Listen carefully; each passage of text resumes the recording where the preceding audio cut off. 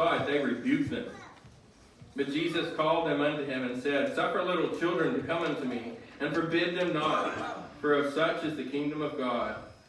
Verily I say unto you, whosoever shall not receive the kingdom of God as a little child shall in no wise enter therein.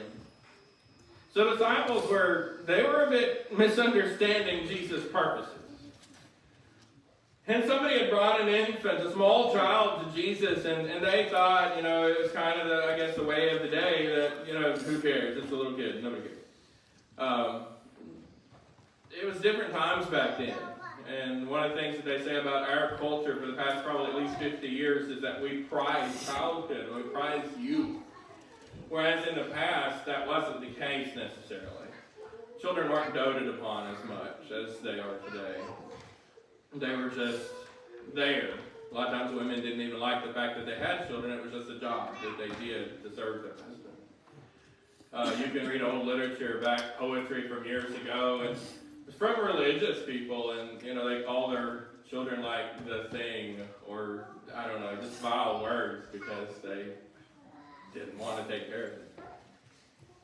So that maybe was a little bit what was going on here. But I think also part of what was going on is that the disciples just saw the world like everybody else. I mean, pretty much our world today, this many years later, is set up for who's the best and who has the highest rank and who has the most money and who, you know what I mean? That's still how it's set up. If you put people in a room and of all different socioeconomic classes, I would say it wouldn't take very long until they segregate into those classes.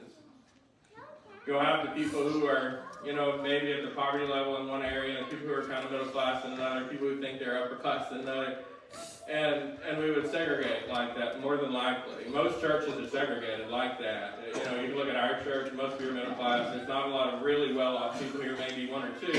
There's not a lot of really, really poor people here either. We're just kind of middle class. When people come in, if they're at a different level, they might not feel like they fit. And so I think when the disciples saw these babies coming to Jesus, they were like, this is unimportant. Who cares about these kids? Who cares about these families bringing these babies? It's because of the way our world is set up.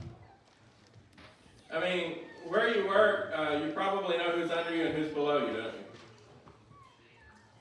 I mean, if you work at a very big business, like Joey, Tanya's above him, and, and whoever works in the store is below him. So,